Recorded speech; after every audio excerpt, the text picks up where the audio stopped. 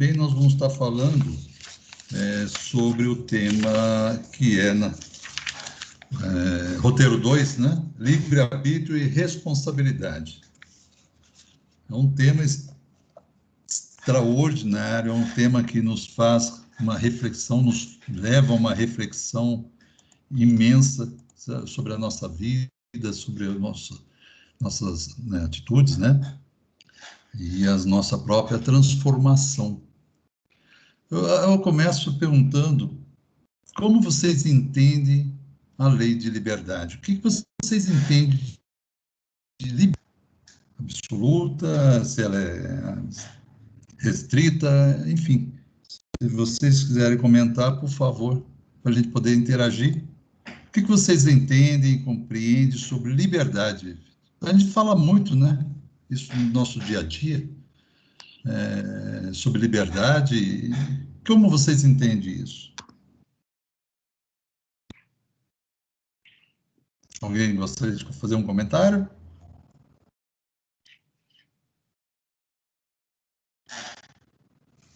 Bom. Pode falar? Pode, por favor. É para falar. Por favor. Acho que assim, quando a gente é jovem, a gente quer ser livre para poder fazer de tudo. E daí a gente vai amadurecendo e vê que não se meter em confusão já é liberdade bastante na vida, né? Que quanto mais a gente vai se ligando dos outros, dos próximos, a gente percebe que ser livre, a gente consegue ser livre dentro da nossa cabeça. Mas é cada vez mais difícil você querer ser livre socialmente, porque existem tantas amarras, tantas coisas a se considerar. Então, a liberdade, para mim, é uma coisa que funciona muito dentro da cabeça. Quando a tua cabeça é livre, fora do quadrado, eu acho que as possibilidades são muito maiores, né? Muito mais amplas, assim. Você pode até funcionar dentro dos quadradinhos da sociedade, mas a tua cabeça é feliz porque você não julga tanto, né? É bem um caminho também, né? É uma liberdade. Quando era... eu uso uma brincadeira com meus filhos, eu usava com meus filhos, que agora já são adultos. Quando eu tinha 13 anos, eu queria chegar aos 18, aos 21, né? Na minha época a maioridade era 21, porque eu queria ter a liberdade. Mas eu não sabia qual era essa liberdade que eu queria ter, né? Se era liberdade para ir no cinema, para liberdade para fazer aquilo que eu imaginava, mas era uma liberdade. Porque muitas vezes o conceito que a gente tem de liberdade é você sair voando, né? O conceito que nós temos de liberdade é pensarmos naquilo que... Mas nós já pensamos antes dos 21, né? É de agirmos, mas também a gente age, né? Então, a liberdade, ela tem uma concepção muito ampla, né? Se nós formos aprofundar sobre o próprio termo liberdade. E se a gente for buscar aqueles ensinamentos que tudo na criação, né, está em permanente processo, né, de aprimoramento, né, de transformação moral, transformação espiritual, né, naquele autoconhecimento nosso, nós vamos ver que nós fomos efetivamente criados, comprova-se que nós fomos criados no estado de absoluta simplicidade e ignorância. E no decorrer da nossa vida, né, das vidas que nós tivemos a oportunidade de reencarnarmos, nós fomos adquirindo a capacidade, a inteligência, um aprimoramento, né, uma modificação do nosso ser, do nosso espírito, que é o nosso verdadeiro progresso espiritual. Através de quê? De muito transformação, como eu disse, mas também de uma liberdade que nós fomos adquirindo no nosso decorrer de vida e fomos compreendendo que é essa liberdade. Hoje, a gente sabe distinguir que nós temos a liberdade, né, desse progresso espiritual, pelo progresso espiritual, que é uma faculdade de escolher o bem, entre o bem e o mal. Nós temos essa liberdade. Se nós queremos ser bons, se queremos ser ruins. Isso são umas escolhas nossas. Com o conhecimento e o lento evolução do nosso, né, ele se torna cada vez mais responsável pelo que nós fazemos. Nós somos mais responsáveis, nós vamos adquirindo mais responsabilidades por essas liberdades que nós fomos adquirindo no decorrer da nossa vida, né? No dia a dia que a gente busca. Então, o homem é totalmente livre em seus atos, né? Nós somos livres, totalmente nos nossos atos, nos nossos pensamentos, mas de uma coisa é certa, nós respondemos por tudo aquilo que nós fazemos, né? Tem aquele do Pequeno Príncipe, né? Nós somos eternamente responsáveis por tudo aquilo que nós fazemos, né? Então, as leis humanas são frequentemente alteradas, modificadas ou enganadas nos estatutos divinos. Isso não acontece, porque as leis morais, né? As leis divinas são não são alteradas, né? São as leis pétreas, né? Elas não se modificam. Muito pelo contrário, nós a compreendemos no nosso dia a dia e vamos adicionando no nosso forma de sermos, né? De nossa forma de comportamento ou de conhecimento que nós vamos tendo. Então, essas leis divinas que nós falamos, né? Que estamos estudando até agora, né? Que são as leis morais, elas estão escritas na nossa consciência, em cada um de nós. E pode ser o que eu penso de um legal, não é a mesma que vocês pensam, e assim podemos até divergir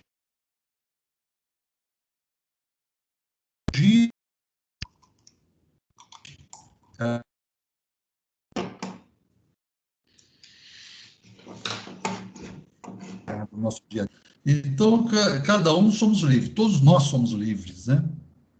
Como foi dito, nós somos livres para pensar, nós somos livres para falar, nós somos livres para agir, né? Mas essa liberdade sempre deve respeitar os direitos do nosso próximo. Nós podemos ir até onde inicia o direito do outro, como também os outros têm que vir até onde inicia-se o nosso direito.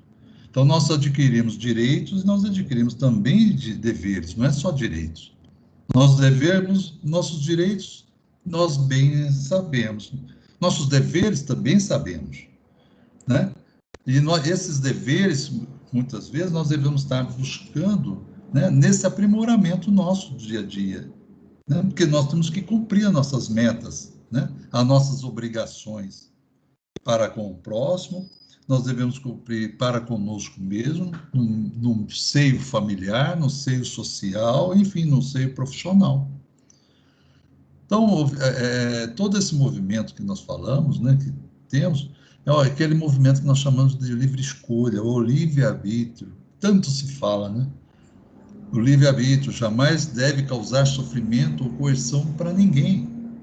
Nós não podemos impor nossas ideias se nós temos que aprender a respeitar. Eu não posso criticar o Coxa Branca se eu for atleticano. É o respeito de escolhas. Eu não posso criticar, por isso que se fala que religião, que mais futebol, né? E tem mais um outro que eu não me lembro agora, fugiu, não se discute. Não só isso não se discute diversas coisas que cada um tem o direito de pensar. E eu não posso, por forma de coerção, modificar as ideias. Eu tenho que mostrar para eles o porquê, muitas vezes, eu estou da forma que eu penso, se é o melhor também. Às vezes eu posso até modificar, né?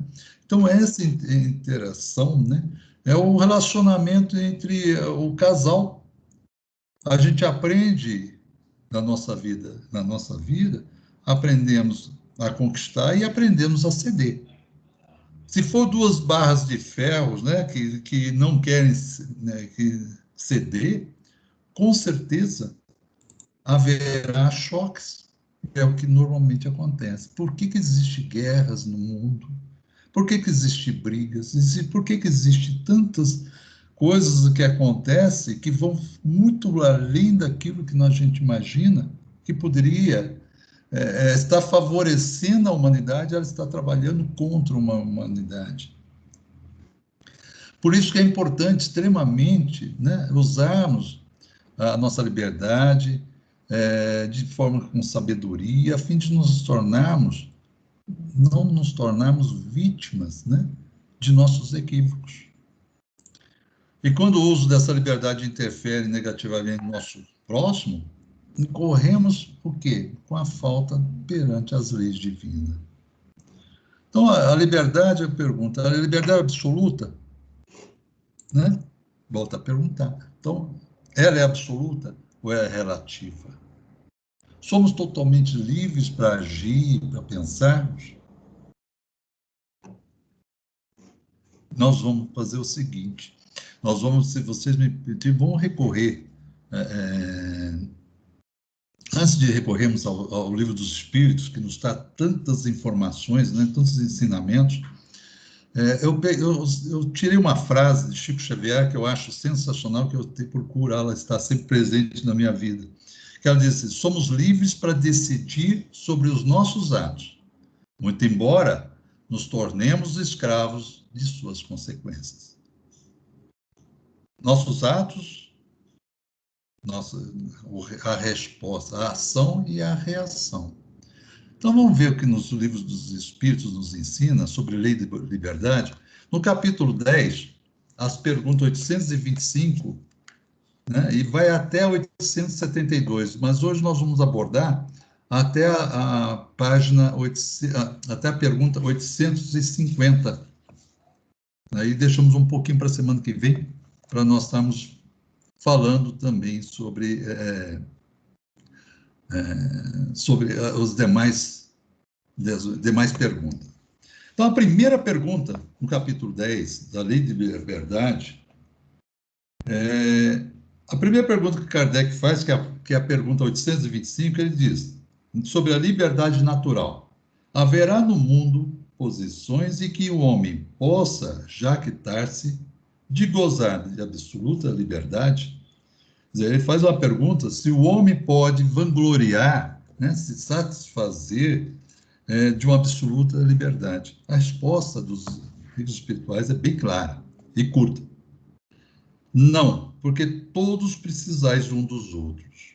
Assim os pequenos como os grandes. Independente da intelectualidade, independente da moral, todos nós precisamos de um dos outros. E aí vem, como disse, né, não há possibilidade de que a gente viva sozinho. Né? A absoluta liberdade é quando há a pessoa que vive isoladamente, que é a pergunta seguinte que ele fala, que é 826. Em que condições, pergunta, em que condições poderia o homem gozar de absoluta liberdade? Em que condições eu posso gozar de absoluta liberdade? Total liberdade. A resposta é nas do eremita do deserto. A pessoa extremamente sozinha. Ela não tem ninguém para dividir as obrigações, os direitos. Ela é isolada. E ela ela vai ter total liberdade de agir, de pensar, porque né, não tem com quem ela se preocupar. Mas aí nós temos que lembrar o eremita sobre lembra-se daquela lei da sociedade que nós não podemos viver sozinhos. Então é benéfico a ele viver sozinho?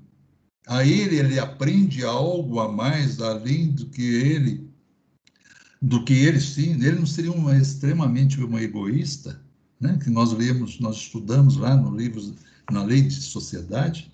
Então, vamos entender que isoladamente, acho que hoje eu não sei se existe pessoas que isoladamente vivem. Mas se ela existe, na pergunta que ela continua aqui, na resposta, ela diz: desde que juntos estejam dois homens, há entre eles direitos recíprocos que lhes cumpre respeitar. Não mais, portanto, qualquer deles goza de liberdade absoluta. A partir de que nós tenhamos uma ou duas pessoas, aí passa-se a pensarmos nos direitos e nos deveres. Então, ele já não tem mais aquela liberdade absoluta. Né? Alguma pergunta, alguma colocação, algum esclarecimento, Paulo? Por favor, levanta a mão ou entra falando, porque às vezes a gente vai, desembeça que nem um cavalo, né? Desembeça a falar aqui e não para, né? Tá, por favor, se tiver mais fazer alguma colocação, Paulo, ou qualquer, você seria muito importante para a gente estar participando, interagir, que é um assunto extremamente legal, bacana, gostoso de estudar. Eu estou pensando aqui, Marco, como você mesmo disse, a liberdade é um termo amplíssimo, né? E eu que estou acostumado a estudar o direito, a gente vê que a gente tem liberdade de consciência, liberdade de locomoção, liberdade de crença e por aí vai. E a nossa liberdade como um direito, ela tem o correlato que é o nosso dever. Então, se a gente tem o direito de liberdade de manifestação, de pensamento, de locomoção, de crença e tudo mais, o nosso direito vai até onde começa o do outro, né? E aí, esses dias eu estava lendo, eu li aquele livro, é do Leandro Carnal, O Dilema do Porco-Espinho. E ele pegou uma frase de Schopenhauer que fala que os porcos espinhos, para sentirem o calor dos outros, eles chegam um pouco perto, o mais próximo possível, mas quando chegam perto um do outro, eles se espetam e se repelem. E assim, aí ele fez uma analogia com o nosso estilo de vida, que a gente vive intensamente em sociedade, mas em alguns momentos a gente precisa da solidão. E aí ele falou, inclusive, do eremita e de muitas pessoas que conseguiram feitos extraordinários na humanidade, que eles chegaram à evolução do pensamento sozinhos. Porque se a gente não separa um tempo para nós, a gente não consegue refletir sobre as coisas da vida, né? Pensar, evoluir o pensamento, raciocinar. E, e é nisso que eu estava pensando, tudo aqui, como um conceito é diretamente relacionado ao outro, né? Verdade. Vamos entender. Quando a gente fala de que ele comenta aqui do eremita no deserto, é aquele que isoladamente ele vive sem ninguém, né? Às vezes nós precisamos, né, fazer o nosso retiro, vou falar o retiro espiritual, né? Nós afastarmos um pouco do nosso convívio social para que possamos refletir, para nós podermos melhorarmos, às vezes, sobre tudo na nossa vida, enfim, muitas coisas. Lembra das leis da sociedade, mas depois retornamos, né, ao eixo e continuamos exatamente, e inclusive muitos grandes inventores, eles se retiraram do meio em que viviam, buscaram o conhecimento e retornaram. Quando retornaram, eles deram um avanço à humanidade, através do... Exatamente. E isso é necessário. Nós mesmo, tem momento que a gente tem que dar um basta, né? Nós fica parecendo um porco-espinho, né? Alguém encosta perto da gente, a gente leva um espetão e a gente já quer sair correndo. É bem isso mesmo. São momentos que a gente precisa de reflexão, de autorreflexão. Assim como foi com Jesus Cristo, passou 40 dias no deserto, Paulo. E é interessante também porque nenhum direito para o direito, né, é absoluto, nem o direito à vida é absoluto. E aí eu pensando aqui também na parte que fala o homem goza de absoluta liberdade na condição do eremita no deserto, em relação a um semelhante, talvez, se ele estiver isolado lá. Mas se passou um gambá na frente dele, igual daquele filme lá dos Deuses Devem Estar Loucos, um filme bem antigo, se passa um gambá na frente dele no deserto, ele tem que respeitar o gambá, porque é um ser divino, né? Aí já o direito dele já não é mais absoluto. Quando nós falamos de estarem juntos, né, os direitos, né, os deveres, eles são basicamente para os seres, né? Quando a gente fala do animal, é o respeito que se tem para com ele. De toda forma, não deixa de ser um respeito.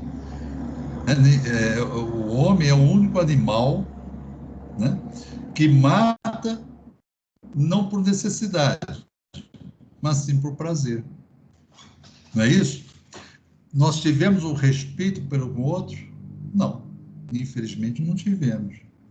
Por que existem essas agressões? Porque deixou de existir o respeito para com o outro. Né? Então, às vezes, a gente agimos por impulso, né? por instinto, né? Que nós já falamos anteriormente, mas o instinto de forma que nós vamos estar lendo aqui depois, conversando, mas um instinto de forma que vamos responder por ele, né? Pelos nossos atos. Então, esses caminhos que nós falamos do eremita, do deserto, né? Aquele que vive isoladamente, extremamente, que ele coloca aqui, é aquele que vive totalmente isolado de toda uma sociedade. Ele pode ter vários animais até em volta dele, né? Por uma necessidade dele. Mas o direito e os deveres, elas se comprazem, elas se firmam para com o próximo, o seu semelhante. Porque se a gente for pensar nisso, né, nesse direito com os animais, se tiver um leão do lado dele, não vai existir o direito, eu vou sair correndo, não é isso?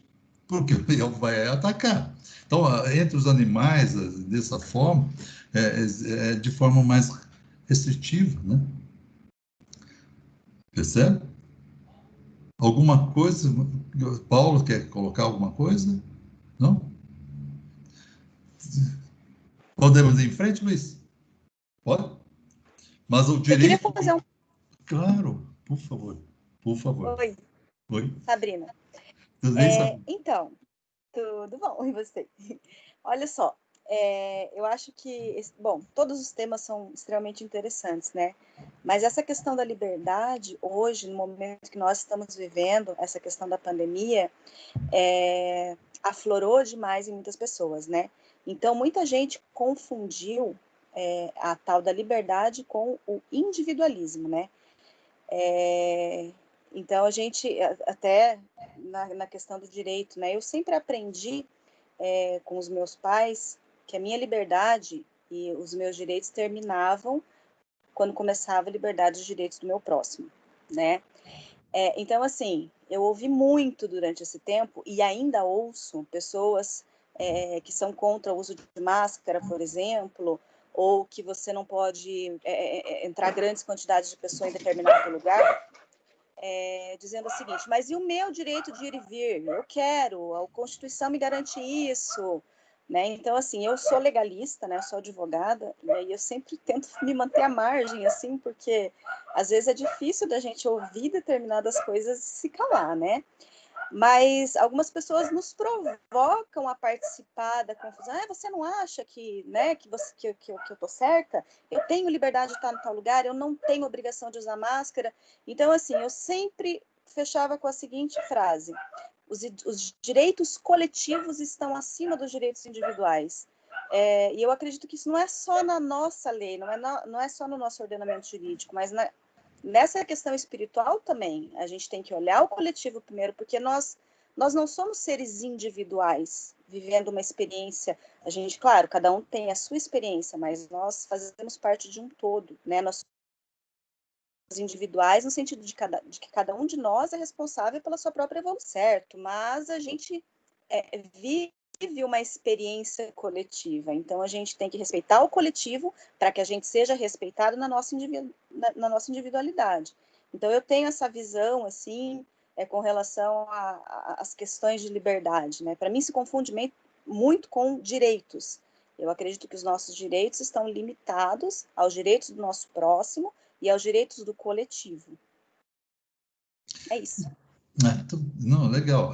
Mas o que é o nosso próximo?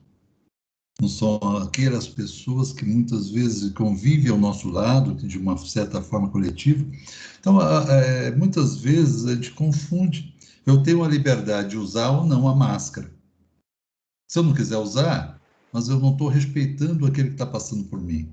Eu não estou respeitando, né, que, para mim, eu posso até estar imune, mas o outro não está.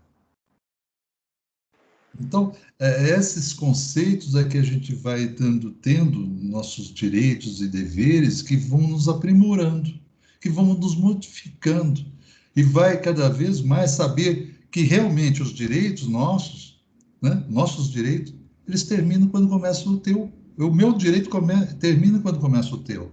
Eu tenho que aprender a respeitar. Agora, o respeito tem que existir dentro da coletividade. Não é? É a mesma. Depois eu vou citar sobre umas situações quando a gente fala disso dentro de uma cela de uma penitenciária. Uhum. Nós estamos num cubículo com 8, com 10, com 12 pessoas, né? E que aí nós vamos estar falando um pouquinho depois sobre isso. Mas cada um ali tem o seu pedacinho, né? É o que a gente chama, né? Cada um no seu quadrado. Uhum. Porque eu tenho que respeitar o espaço do outro, eu tenho que respeitar a vida do outro. E é isso que muitas vezes eu não faço. Eu penso em mim. Aí é uma forma egoística, porque eu só estou pensando em mim. Certo? Bom. Aí na pergunta seguinte, mais alguma pergunta, por favor? Tem dúvida? Colocação, enfim. Na questão 827, Kardec faz a pergunta: a obrigação de respeitar os direitos alheios tira ao homem o de pertencer-se a si mesmo? Então ele faz uma pergunta aqui que se é a obrigação de respeitar os direitos alheios, né? Tira o homem o direito de ser o senhor de si mesmo, né? A resposta dos amigos espirituais, eles dizem o seguinte: de modo algum, porquanto esse é um direito que lhe vem da natureza. Então, aqui, os amigos espirituais estão dizendo o seguinte: se o homem não respeitar o outro, como poderá ser respeitado? Se eu não respeitar o Paulo, como é que eu vou pedir para ele que me respeite? Né? Então, existe essa reciprocidade da humanidade, que deveria existir. Né? E devemos respeitar o direito dos outros, senão estaremos desrespeitando a lei divina. Estaremos respeitando quem? Deus. Nos ensina a amar o próximo, não é isso? A respeitar, a compreender, a entender como nós gostaríamos também de sermos respeitado, compreendido, para que ele possa. E Deus, quando nos criou todos nós iguais, para que nós pudéssemos caminharmos juntos, aprimorando uns mais rápidos, outros menos, mas juntos. Ok? Quer fazer uma colocação, Paulo? Não, é assim, e complementando, é por isso que nós estamos estudando a lei de liberdade depois de ter estudado a lei de sociedade, né? Então, é a construção da filosofia dentro do nosso pensamento. Então, nós já estudamos a lei de sociedade, a gente sabe que nós somos criados para viver em sociedade, e agora, como viver em sociedade, né? Se só existe a vida em sociedade, se tem a justiça instaurada nisso tudo, né? E a justiça é o quê? É a regulação dos direitos e deveres, que é a liberdade relativa que a gente tem para poder ter essa convivência, é isso, né? Então, essa é uma continuidade do nosso, nessa construção do conhecimento, né?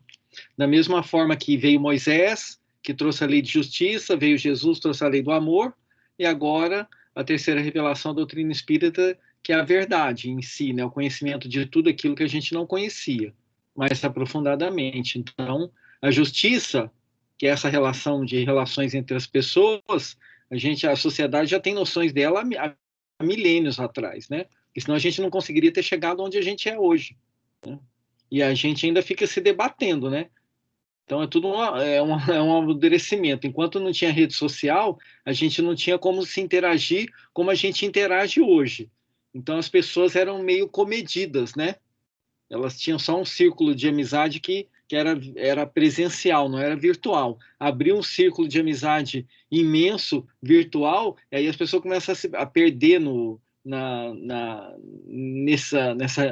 nesse respeito ao direito do outro, né? Então, agora nós estamos reaprendendo ao quê? A usar uma rede social respeitando o direito das outras pessoas poderem ter as suas opiniões, né? Então, aí vai de tudo, né, gente? É sempre um aprendizado. À medida que a gente aumenta o nosso círculo de relacionamento, a gente tem que respeitar mais as pessoas, né? Para poder conviver bem. Não tem muito mistério isso, né? E aquilo que você vê que as coisas vão evoluindo, né? Eu sou na época do telefone, né? O telefone era aquele aparelho preto, pesado, né? Um pouco para você utilizá-lo, né? Você tinha que ligar para telefonista. Quer dizer, eu sou da época do IPA, né? Tinha que ligar para o telefonista, que fazia a tua ligação, né? O Paulo também acho que é dessa época aí, não é? Estou fora disso aí. Na minha época, a telefonista já tinha aposentado já. Mas na realidade são lugares onde nós vivemos, né? E não tinha o que nós temos hoje. Se eu for ver o quanto nós evoluímos em tecnologia, em tudo, né? Televisão, enfim, em meios de comunicações, é uma coisa extraordinária. Eu fico imaginando para os meus pais, meus avós, né? Da tecnologia. Agora, aprendemos a utilizar essas ferramentas que foram disponibilizadas para nós parcialmente, de forma relativa. Como comentou. Então, é isso, e mais outras coisas virão. Nós vamos aprendendo a cada oferta, né, que os amigos espirituais nos oferecem, nos concedem, para que a gente possa estar aprimorando o quê? O nosso ser. Que saibamos sempre como utilizar. Mas na questão 828, vem uma pergunta que eu achei extremamente importante, que é da lei natural. Como se podem conciliar as opiniões liberais de certos homens com o despotismo que costumam exercer em seu lar e sobre os seus subordinados? Aqueles homens que estabelecem por arbitrariedade, né? Eu sei e vocês não conhecem nada, né? Que eu sei tudo e vocês não têm nenhum conhecimento. Então, respeite e faça aquilo que eu estou estabelecendo. A resposta dos amigos espirituais, ele diz o seguinte: eles têm a compreensão da lei natural, mas contrabalançada pelo orgulho e pelo egoísmo. Então, o que prevalece para eles conhecem as leis naturais, têm conhecimento, mas a aplicação delas eles não aplicam. O seu orgulho, o seu egoísmo, a sua vaidade é muito maior do que a aplicabilidade dessas leis. E quando não a representam calculadamente uma comédia, sustentando princípios liberais, compreendem como as coisas devem ser, mas não as fazem. Então, eles sabem como fazer, compreendem como deve ser feito, mas eles não fazem. Eles não agem como tal. Né? E aí a gente encontra muito disso, né? Muitas vezes no nosso convívio profissional, às vezes no convívio familiar, às vezes no convívio social. A imposição, eles entendem dessa lei natural, eles compreendem, eles têm um conhecimento das leis divinas, mas a aplicabilidade para eles é muito pequena, é muito restrita. Não que eles não utilizem totalmente, mas é muito restrita. Mas assim, o legal, viu, Marco, assim, a gente sempre pensar na gente, né? aplicando essa colocação na gente, né? Em quantas vezes nós somos incoerentes, né?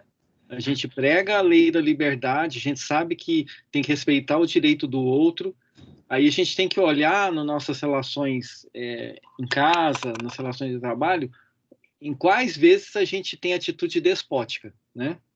Será que tudo que a gente faz, a gente respeita a liberdade da esposa, do filho, ou do chefe, ou do subordinado?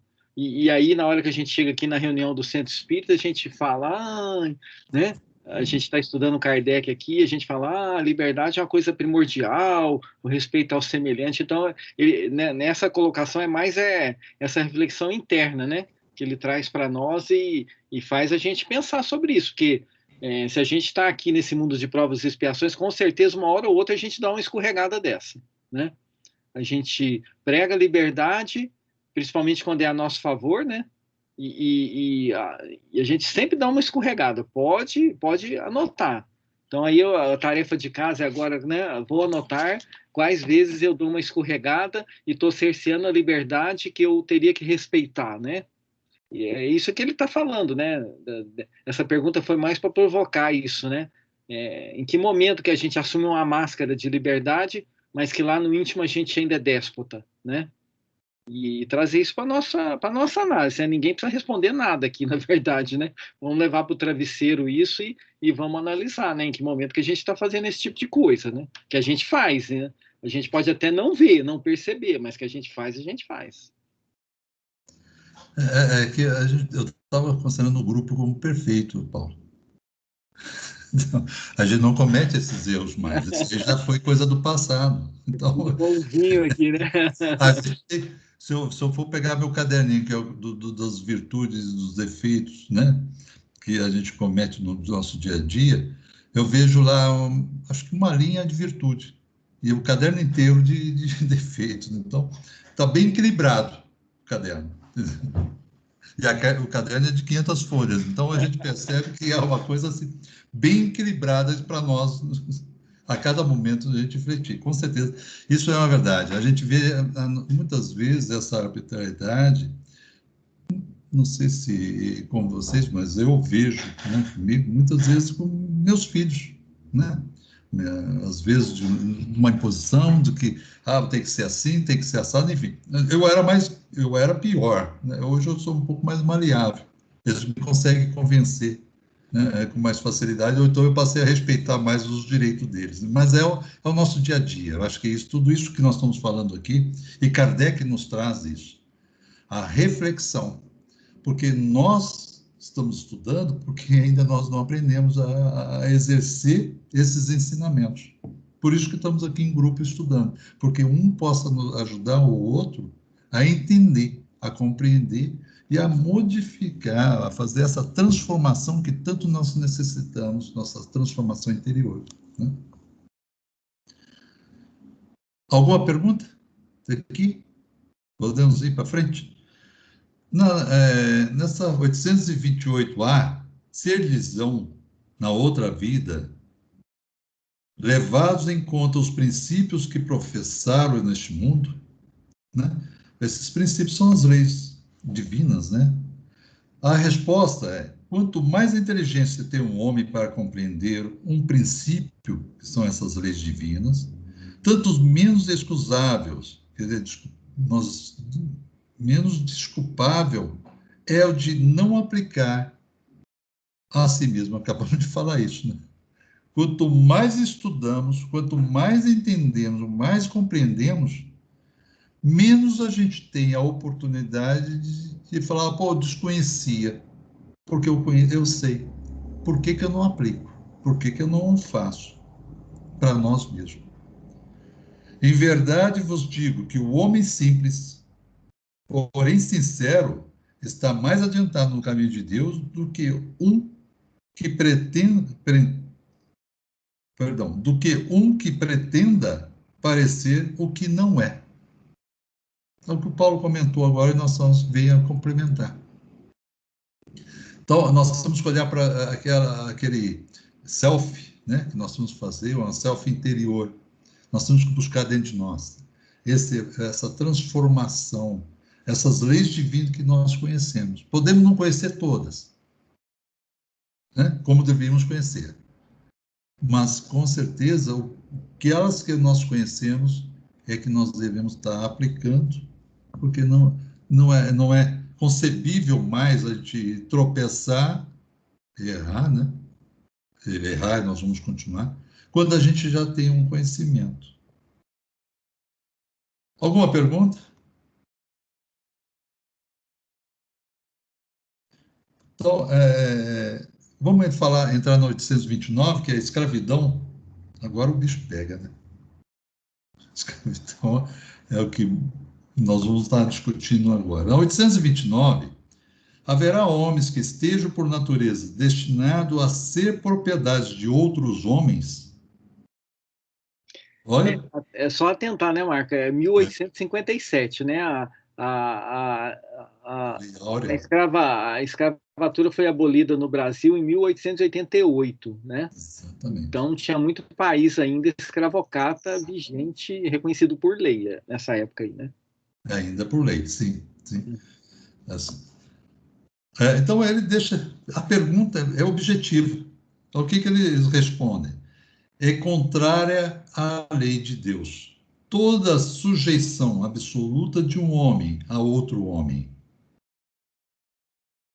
Não existe essa submissão, o comando do outro ser superior àquele ser que somos semelhantes nesse plano, né? A escravidão é um abuso de força. Desaparece com o progresso, como gradativamente desapareceram todos os abusos. É o que Paulo falou, foi em 1881, né, que houve a Lei Áurea, né, se não me engano, 888. Oi? 1888. 1888, né? É? E nós Confirma estamos... aí, gente. Hã? O pessoal confirmar com os universitários aí, tem um bando de gente na internet aí. E aí a gente vê quantos anos depois da publicação desse livro. Dessas aí. Que aí o Brasil foi um dos países a abolir antes de vários outros países que ainda existiam. Então, a lei a escravidão, o homem mostrando ser superior, o ser superior e semelhante, querer ser superior a outros. E aí a gente fala assim, muitas vezes, hoje a gente vê ainda, em algumas situações que aparecem nas reportagens, né, escravidão, que houve escravidão, trabalho escravo, enfim, nós estamos no século XXI, que ainda se fala. Nós estamos falando aqui do século XIX, né? E aí o comentário de Kardec é contrário à natureza, à lei humana que consagra a escravidão, pois que se assemelha o homem ao irracional e o degrada física e moralmente.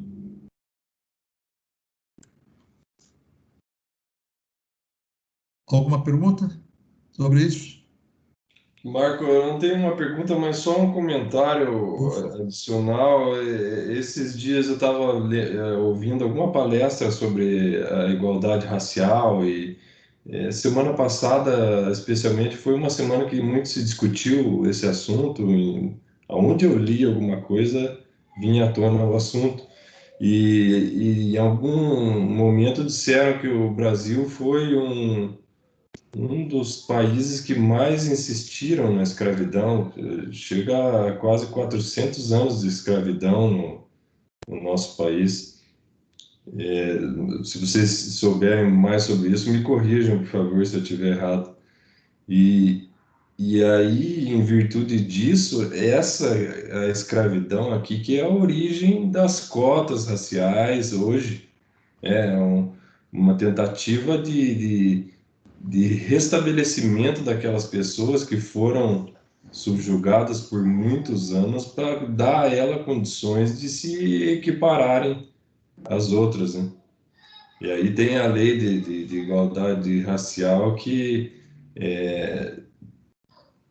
protela as ações afirmativas em favor dos negros até 2024, para que lá se reavalie o contexto do Brasil para ver se ele tem condições de seguir em frente e todo mundo tratando a todos como iguais.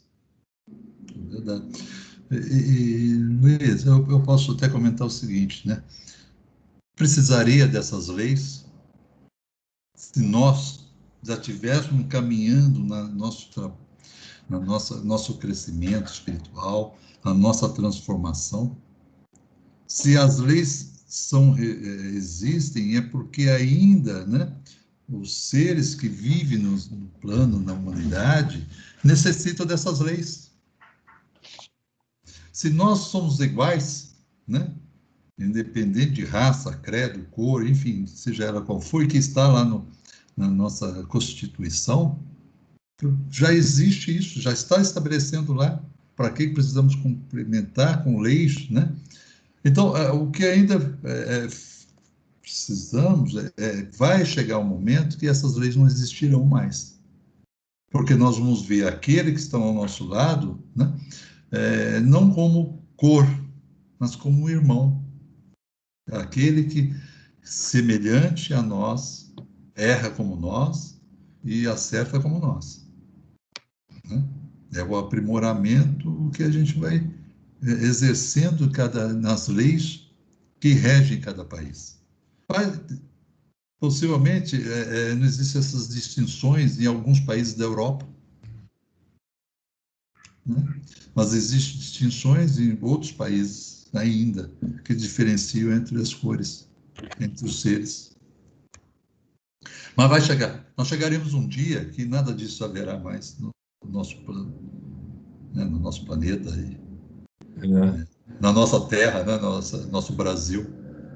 O presidente do Supremo Tribunal Federal, que numa dessas manifestações que eu vi na semana passada, ele disse que foi vítima na família, né? A família tem precedentes de perseguição do nazismo, e acho que a família dele é de judeus, e aí, por algum motivo, alguma solenidade que ele se envolveu lá, ele disse que recebeu o troféu de primeiro negro honorário do Brasil. E aí, nessa condição, ele foi levar um troféu da raça negra. O primeiro ele entregou para a mulher do Martin Luther King. E o segundo troféu ele entregou para a mulher do Nelson Mandela.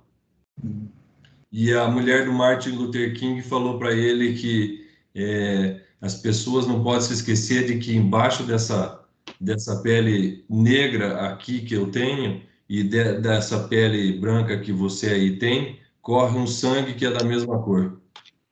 Exatamente. Mas é que nossos antecedentes, né, foram nos mostrando coisas que a gente vem adquirindo, né, no decorrer da vida e que vamos despojando cada vez mais. Hoje, nossos filhos já não têm mais esses preconceitos, né? A gente vê em alguns países, né, ainda esse preconceito muito ainda arraigados, muito fortes, mas esses são países que a gente pode considerar países de primeiro mundo, considerado como país de primeiro mundo. O que é o primeiro mundo? Então, nós temos que entender o que é primeiro mundo, compreender o que é isso. Eu entendo que seja de capitalismo, mas não da parte moral, intelectual. Né? Então, são as aprimorações. As leis vão se desfazendo com a evolução da humanidade, de cada planeta, de todos os planetas, e conforme também de cada terra, né? Cada país. E aqui o que ele fala de escravidão, gente, não tem nada a ver do afro ou do não afro. Não existe no planeta, a escravidão sempre existiu e ainda existe hoje. E ela é sempre do forte para o fraco, aquele que precisa de trabalho e impõe trabalho ao outro, né? O conquistador que toma o país e faz os conquistados de escravos. Isso sempre existiu, né? E é uma forma de discriminação, independe de cor de pele. Então, aqui, o Livro dos Espíritos, a pergunta é, um ser humano pode tomar conta do outro, né? E ser dono do outro, né? Então, aí a gente sai um pouquinho que a escravidão é muito mais ampla do que parece, né? Então, é claro que, no caso dos nossos países que foram escravocatas e fizeram isso com africano, com certeza isso é mais, na nossa sociedade é mais claro, né? E a gente vai ter que corrigir isso de uma forma ou de outra como uma sociedade inteligente, né? Que não dá para ficar assistindo isso acontecer e esse desequilíbrio todo. Então, acho que aí a gente pode aprofundar, porque os assuntos aqui são mais inerentes ao domínio de um ser humano sobre o outro, né? E a gente sabe que na doutrina tem a parte da reencarnação, então quem foi escravo, foi escravocata, volta como escravo, a gente já leu num monte de livros isso, né? E a justiça divina vai pondo um no lugar do outro para poder ir espiando, né? Para poder sentindo na pele o que é ser um escravo, né? E assim vai, né? Escravizar, né? A gente vê isso em todos os setores, né? É trabalho profissional, é no social, enfim, nos países. É um querer dominar o outro, né? É o domínio do ser sobre o outro ser. Aí na 830, ele pergunta: quando a escravidão faz parte dos costumes de um povo, são censuráveis o que dela aproveitam, embora só o façam conformando-se com o uso que lhes parece natural? Essa é a pergunta que Kardec faz, né? Pô, se faz parte dos costumes, da cultura daquele país, é censurável? Né? Pode ser censurável? Aí a resposta deixa muito clara. O mal é sempre o mal. E não há sofisma, não há argumento que faça que se torne boa uma ação má. Se é errado, pode ser lei, pode ser costume, pode ser o que for. Está errado. Né? Que é o domínio do homem sobre o homem. Isso está fora das leis naturais, das leis divinas. A responsabilidade, porém, do mal, do mal é relativa aos meios de que o homem dispunha para compreendê-la. Aquele que tira proveito da lei da escravidão é sempre culpado de violação da lei da natureza. Mas, ai, como em tudo, a culpabilidade é relativa. Aqui está querendo nos trazer, aí o que eu deduzo, a responsabilidade do mal é relativa quando as leis de um país, né, de um povo, elas são de acordo com as necessidades educativas. Quer dizer, um povo ignorante precisa, talvez, de leis mais duras, mais pesadas, mais fortes, existindo as diferenças entre os países. Né? Tem aquelas que são leis mais brandas, né, que já estão um povo mais evoluído, tem outros que necessitam ainda como nós já falamos nos temas anteriores, nas leis anteriores, que precisa adorar um animal, né? Então, as leis, a responsabilidade dela é relativa por esse motivo, porque as leis que regem naquele país, né, são ainda de seres que vivem naquele país que ainda não evoluíram tanto quanto outros. Né? Porque aí por isso que existe a escravidão. Né? Que ainda há o conceito de escravidão em alguns países ainda existente. E aí ele continua. Tendo-se a escravidão introduzida nos costumes de certos povos, possível se tornou que, de boa fé, o homem se aproveita dela como de uma coisa que lhe parecia natural.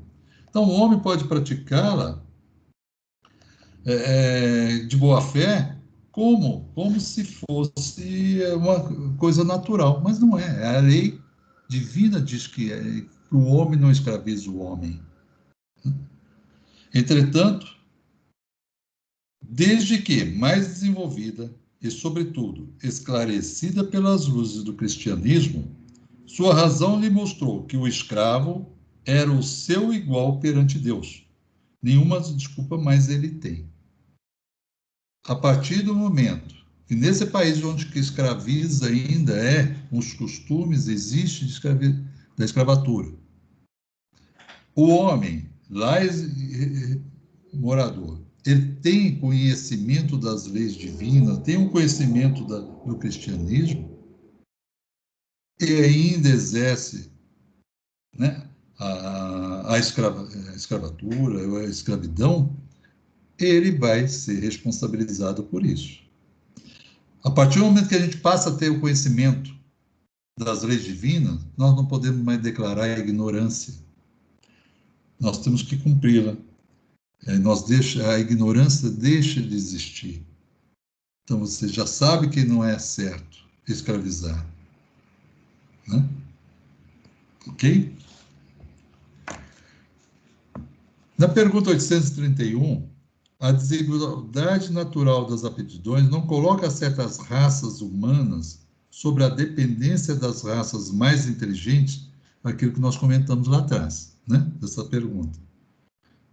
A desigualdade natural das aptidões, as pessoas são mais ou menos intelectos, ou mais inteligentes, não coloca certas raças sob dependência das raças mais inteligentes, quer dizer, aquelas inferiores, que supostamente a gente fala que eles são inferiores, né, da inteligência, elas não estão submissas àquelas que são mais inteligentes, né, nas raças? A resposta, sim, mas para que essas as elevem. Aquelas que são mais evoluídas, elevem, traga as que estão menos evoluídas, né, que são menos inteligentes, à base do crescimento, para não embrutecê-la ainda mais pela escravização. Né? Aí ele continua, aí na hora que nós estamos falando, que a gente lê, a gente lembra do Egito, que escravizou os hebreus, os romanos, nas suas batalhas, escravizavam aqueles povos moradores, aquele grupo, né, aquelas raças em que eles dominavam, né? Eu vi agora recente, na época nos Estados Unidos, que havia os escravos que exploravam as minas de carvão, né? E aí eles tinham uma vida curta, né, da escravação, porque estavam mexendo com minas de carvão, e eles sabiam que a vida deles era curta, e aí eles deixavam a pessoa morrer, né, para ir lá buscar outros escravos, e assim sucessivamente. Então, e quando se fala, nós não estamos falando aqui que ele diz, nessa reportagem que eu vi, não é o escravo negro, todos aqueles que eles dominavam, seja de que povos fossem, de raças que fossem. Então, na 832, alguma pergunta até aqui sobre escravo? Na 832, ele pergunta: há, no entanto, homens que tratam seus escravos com humanidade e que não deixam lhe falte nada e acreditam que a liberdade os exporia a maiores privações. Que dizeis disso? Pergunta Kardec, para uma resposta bem objetiva, né? A resposta é: digo que esses compreendem melhor os seus interesses. Igual cuidado dispensa aos seus bois e cavalos, para que obtenham um bom preço no mercado. Quer dizer, os interesses, né, que eles tinham em cuidar desses escravos, é lógico, eles cuidavam, eles atendiam diferente dos outros que eram maltratados. Mas pensando nos valores que eles poderiam trazer, né, quando fosse a oportunidade de vendê-los. E aí eles complementam: não são tão culpados como aqueles que maltratam os escravos, nem por isso deixo de dispor deles como uma de mercadoria, privando-os do direito de pertencerem a si mesmo, quer dizer, pertencer à sua liberdade, conquistar a sua liberdade. Ok? Pergunta sobre escravidão. Vamos entrar no tópico, né, que a gente tem agora, que é a liberdade de pensar. Agora mexe com nós. Muito. Se mexeu até agora vai balançar. Na 833, haverá no homem alguma coisa que escape a todo constrangimento e pela qual goze ele da absoluta liberdade? Então, ele faz a pergunta se há no homem alguma coisa que evite a todo constrangimento, a vergonha, né? E pela qual goze ele da absoluta ou de total liberdade, né? Aí ele fala: no pensamento goza o homem de ilimitada liberdade, pois que não há como pôr-lhe as peias. Peias são aquelas tiras de couro que as pessoas usavam nos pés para subir em coqueiros, sabe? Aqueles amarras, né? Que botavam os dois pés e subiam em coqueiro. Pode-se-lhe deter o voo e não aniquilar. Então, quando ele responde que no pensamento o homem goza de liberdade. Você pode pensar o que quiser, o que desejar. Esse pensamento que nós temos que ter em mente é tudo aquilo que nós pensamos, né, somos responsáveis também. Né? Porque não conhece obstáculo, não existe, nós podemos pensar, não existe obstáculo. Pode impedir, que pode ser, impedir a manifestação. Né? Por isso que ele comenta, pode-se deter o voo, não aniquilá-lo. E aí, como eu trabalho um pouco com os presidiários, né, eu lembrei dos presidiários, que a gente sempre comenta, né? O que os presidiários estão? Privados apenas da sua liberdade física. Ele não pode ir e vir aonde ele quiser, ele não pode ir para onde ele deseja naquele momento, enquanto ele está ali encarcerado. Mas ele pode, e tem liberdade de pensamento. Ele tem liberdade de sonhar. Ele tem liberdade, dentro daquele convívio com ele, liberdade para pensar. Nada, isso o homem não priva. As leis não privam o homem da liberdade de pensamento. Aí ele vem complementar. É responsável o homem pelo seu pensamento? Perante Deus, é. Somente a Deus sendo possível conhecê-lo. Ele o condena ou absolve, segundo a sua justiça. Por isso que vem Cristo nos ensinou, orai e vigiai. Né?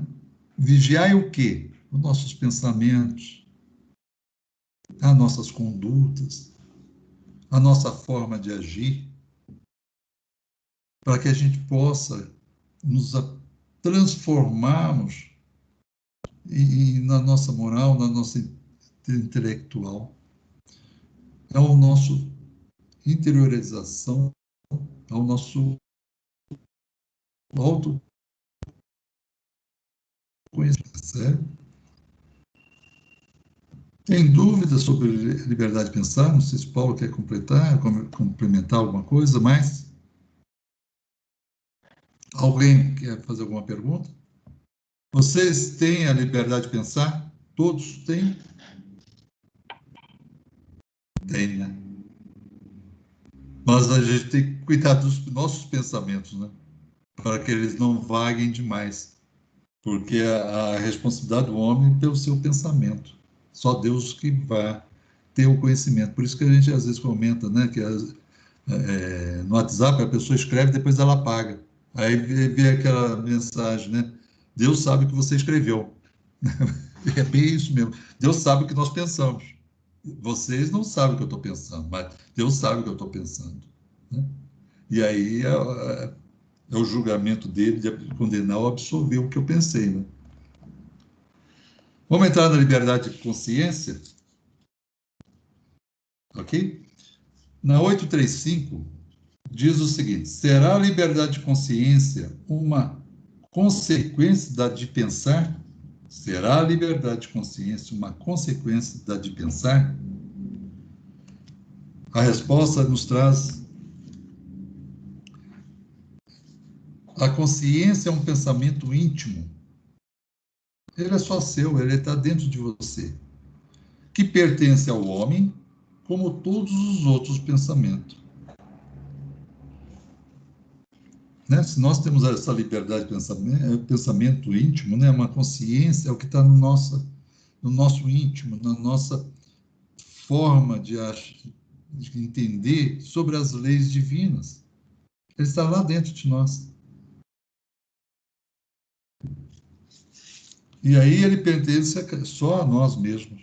Né? Só nós que podemos avaliar o que nós estamos pensando. Na 836 diz: tem o homem direito de pôr embaraços, quer dizer, ou empecilhos, né, à liberdade de consciência? Eu posso impedir a liberdade de consciência, né? Eu tenho esse direito de dificultar a liberdade de consciência? A resposta que nos traz é: falece-lhe tanto esse direito quanto com referência à liberdade de pensar. Por isso que só Deus cabe o de julgar a consciência. Quer dizer, na realidade, nós não temos essa liberdade de, mais do que a liberdade de pensar. Nós não temos um empecilho, né? O bloqueio da liberdade de consciência. Porque só Deus cabe o de julgar a consciência. Assim como os homens, pelas suas leis, regulam as relações do homem para o homem. Se o homem regula as leis, né?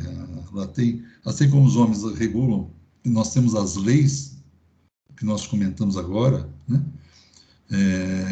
Que rege somente essas leis, só rege de homem para o homem, só no plano terreno. As leis divinas, quem rege é Deus. Quem estabelece é Deus. E Ele que com certeza avalia sobre esses pensamentos, sobre o julgamento da consciência.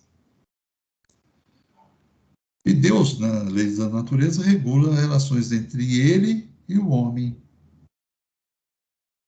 Alguma pergunta, alguma dúvida? O homem faz a lei para o homem, né? Marco. Por favor. A lei da consciência é o que é, digamos, travada num regime comunista? A lei de consciência são as leis divinas, as leis naturais. Não, mas isso assim, de tirar, por exemplo, de te fazer crer em coisas que, de repente, você tem que fingir que crê naquilo, esse aqui seria um entrave da consciência? Eu estou um pouco entre a lei do pensar e a lei da consciência, que eu estou meio... Liberdade, né? Liberdade de pensar e liberdade de consciência, eu fiquei meio na... Eu vou colocar se eu entendi a tua pergunta. Tá? A lei de liberdade a lei de liberdade de pensar. Você pensa naquilo que você deseja, aquilo que você quer pensar. Né? E aquilo que comentamos, que todos os pensamentos, nós somos responsáveis por ele. Né? Sim. Com relação à lei divina, né, que essa lei de consciência, são as leis divinas. Por isso que cita Deus. Deus que nos julga pelos nossos pensamentos de consciência. Se nós, pelos nossos pensamentos, tá? E eu peço depois o Paulo poder me corrigir se eu estiver errado, pelos nossos pensamentos, né, que nós emanamos, que nós pensamos, se estão dentro das leis divinas. Se as leis divinas, se ela não agride as leis divinas, que são as leis interiores, são as leis que estão dentro de nós. Que são essas leis que nós estudamos, as leis morais, que são as leis que regem essa natureza. Então, o pensar é direito do homem de pensar naquilo que acha que deve pensar. As leis divinas são imaculadas por Deus, são estabelecidas por Deus. Tá. Eu consegui me fazer explicar? Por favor, se eu não conseguir, eu pedi o socorro ao Paulo, talvez ele tenha um portuguesado melhor para esclarecer. Na pergunta 8, 834, na 835 responde essa questão para você, Yuli. A consciência é um pensamento íntimo que pertence ao homem, como todos os outros pensamentos, né? Então, a consciência é uma natureza de pensamentos que nos faz o contato com a lei divina ou natural. Como você pode pensar sobre qualquer coisa, né? Quando você começa a refletir sobre as leis divinas, que é a consciência, na verdade, né? Que a gente sempre ouve falar que a consciência está dentro de nós, né? As leis divinas estão escritas na nossa consciência. E a gente embota essa consciência. Aí é o linguajar psicológico, né? Aí o ego não deixa que o self que a consciência, né? O famoso self aí é a consciência, são as leis divinas, é a nossa essência. Aí o nosso ego, ele não deixa, ele nos afasta dessa consciência, dessas leis divinas. É isso que o Marco falou. Então, é uma natureza de pensamento, quando você reflete a respeito da consciência. Então, igual você falou, se é nos impostas algumas coisas que são referentes às leis divinas, né? Um exemplo da Joana de Cusa, quando ela não sei se vocês conhecem a história dela, vou dar um spoiler, né? Do livro Boa Nova. Vocês conhecem a história da Joana de Cusa, do livro Boa Nova? Não. Não. Então vai ser spoiler, é uma pena que vocês não leram, depois vocês vão ter que ler e se abraçar com essa história, que ela é muito linda, né? Ela vai ao circo romano, eles colocam ela para queimar vivo, né? Ela e o filho, né?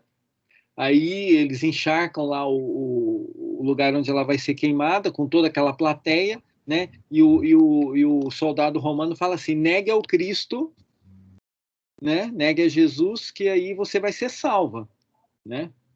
Então ela tava, o que eles estavam querendo? Querendo forçar a consciência dela em relação ao entendimento que ela tinha do Cristo, né? Aí é uma lei divina, né? Aí ela falou não, ela poderia ter enganado ele e falado assim: tudo bem, eu nego, né? Lá dentro ela não está negando, ela só falou para salvar a pele dela, né? Mas como aquilo é tão importante para ela, que ela não negue aquilo que faz parte do interior dela, né? Então o ego que faria pensar: nossa, eu vou fritar aqui nesse negócio e vou perder minha vida física, né? O ego falaria isso para ela: ó, abjura, porque na verdade ele não consegue entrar dentro de você e fazer mudar seu pensamento. Mas é tão forte aquilo, né? A partir do momento que você tem contato com a lei divina, que ela falou assim: não, eu prefiro perder o invólucro carnal do que eu negar ou contradizer uma coisa que é da parte da minha essência, né? Então ela já está totalmente conectada, né? Então é um tipo de pensamento a consciência, né? Seria assim, tipo, pensar é um pensar mais livre, qualquer coisa. E a consciência, daí são mais valores, são isso coisas mesmo. Que devem ser do jeito que devem ser, digamos. Isso. Tá. Você pode pensar sobre qualquer coisa, né? Agora eu tô aqui na pandemia, mas eu tô me achando que eu tô lá na praia, lá em Salvador, né? Então eu vou lá, passeio, tomo água de coco, aí eu chupo um picolé, aí dou, né? Eu posso imaginar isso e pensar estou fazendo isso, e aquilo me traz a minha adrenalina sobe, me dá uma satisfação, estou de boa, né? Mesmo estando preso aqui. O Nelson Mandela ficou 25 anos preso, encarcerado, né? Como é que uma pessoa vive 25 anos e sai da prisão no outro dia e consegue perdoar o cara que encarcerou ele, né? Então ele teve um tipo de pensamento consciencial lá dentro que permitiu ele, quando sair e ganhasse a liberdade e até se fosse eleito presidente, que ele conseguiu não criar ódio contra aquelas pessoas, né? Mas aí o pensamento é qualquer coisa, né? Tudo que flui da sua mente é o seu pensamento, né? Tá. Beleza? Não, eu compreendi melhor. Obrigada. É só uma explicação também, eu acho que agora vem na mente. Vou pensar, por exemplo, eu desejo um carro, eu penso no desejo de um carro. Isso é liberdade de pensar, né? Eu estou falando de um carro, ou seja, um produto qualquer. Aí eu penso: eu não tenho dinheiro, eu vou lá roubar. Já é consciência. Você está ferindo as leis divinas. E quem julga, aí, ok? Aí na 837, ele comenta o seguinte: o que é que resulta dos embaraços que se oponham à liberdade de consciência? Né? Então ele está fazendo uma pergunta: qual é o resultado dos entraves, né? Quais são os resultados dos entraves que contra a liberdade de consciência? E a resposta é constranger os homens a procederem em desacordo com o seu modo de pensar, fazê-los hipócritas. A liberdade de consciência é um dos caracteres da verdadeira civilização e do progresso. Então, o que a resposta deixa aqui é constranger os homens, né, a agir de modo diferente do modo de pensar. Eles pensam e agem de forma diferente. Né? Eles pensam de forma certa, né, aquilo que nós lemos lá atrás, e agem totalmente diferente. E aí exatamente torna-os hipócritas. E a liberdade de consciência é um dos caracteres, né, é uma das características da verdadeira civilização e do progresso. Conforme vamos evoluindo, claro, nós vamos crescendo, vamos fazendo as nossas transformações, as nossas modificações, né? O autoconhecimento, enfim, a nossa reforma íntima, vamos depurando o nosso espírito.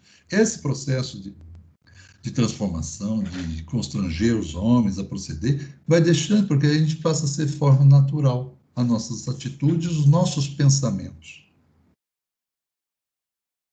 A 838 será respeitável toda e qualquer crença, ainda quando notoriamente falsa, será responsável toda e qualquer crença, ainda quando notoriamente falsa. A resposta dos amigos deixa muito claro: toda crença é respeitável, toda crença é respeitável, quando sincera e conducente à prática do bem. Quando ela leva, toda crença que leva à prática, né, conduz à prática do bem, ela é respeitável. O que ela não é, aí eles complementam. Condenáveis são as crenças que conduzem ao mal. São aquelas que levam os seus fiéis, ou seja elas qual for a crença, né, seja fiel, ou seja surdo, seja elas qual for, né, que leva eles para o caminho desvirtuado, o caminho do mal. Na 839 ele diz: será repreensível aquele que se escandalize com a sua crença com outro que não pensa como ele? Então será repreendido por escandalizar ou por revoltar, né, em sua crença aquele que não pensa como ele ou como nós mesmos. Se eu acredito nos ensinamentos, na doutrina espírita, e eu procuro conversar com alguém que não acredita, eu fico bravo com ele, eu tenho o direito de ficar bravo com ele, porque ele não segue a minha linha de pensamento, a minha conduta, o meu entendimento. O que a resposta isso é falta de caridade, é atentar contra a liberdade de pensamento, é não respeitar o outro, é não aceitar que o outro pense diferente. Isso muitas vezes a gente quer impor, né? A gente fala capacidade de persuasão. A gente quer convencer aquele que pense como nós pensamos, ou aquilo que nós acreditamos, né? E aí acaba a gente entrando num choque, né, com aquela pessoa que não compreende e acaba entrando num atrito desnecessário.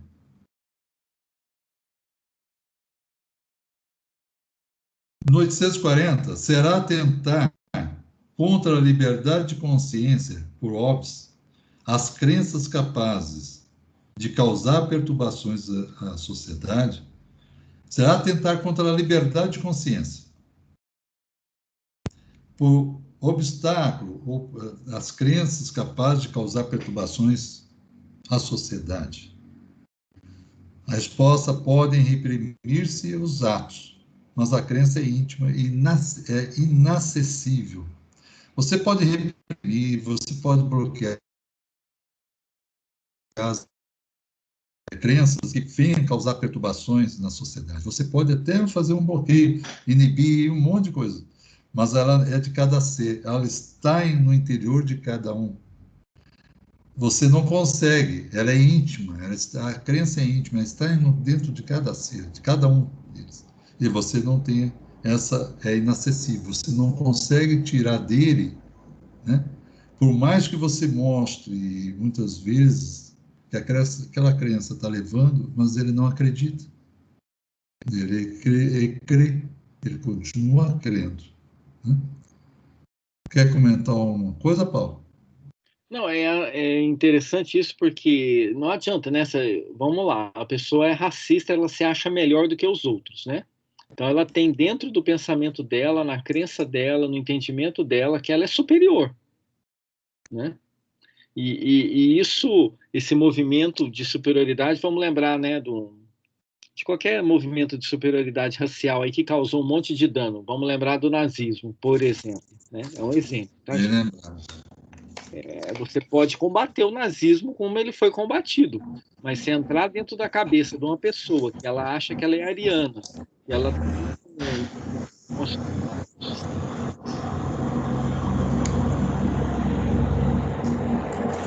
Paulo, você está sem...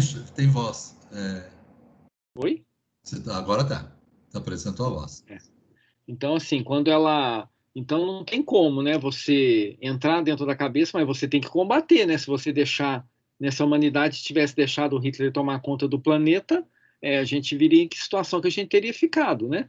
Aí foi combatido até com sangue, né? Essa crença dele de superioridade.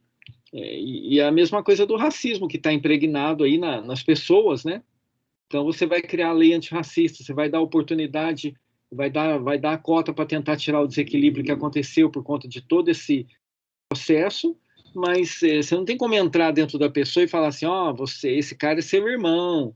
Ele vai ter que entender isso através da evolução dele, né?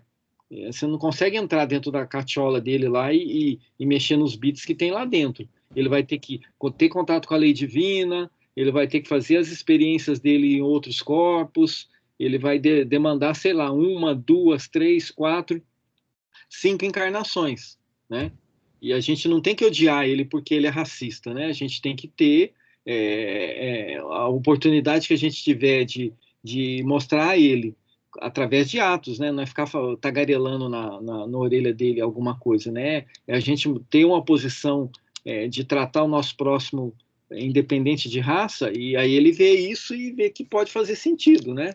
Então é um respeito que a gente tem que ter até por essa, mas eu não sou obrigado a alimentar esse tipo de, né? Então por isso que eu bloqueio o ato, mas a parte interior da pessoa é um problema de reforma íntima, né? É um problema de autoconhecimento, e aí a gente tem que ter paciência para que a pessoa faça essa trilha, né? Não tem como bater nela e ir lá e alterar que a gente quer fazer isso, né? Eu acho que é certo. Foi o que os cristãos fizeram, né? Fizeram as cruzadas para poder impor o cristianismo a um povo que não acreditava em Jesus, né? E olha que bobajada que aconteceu, né?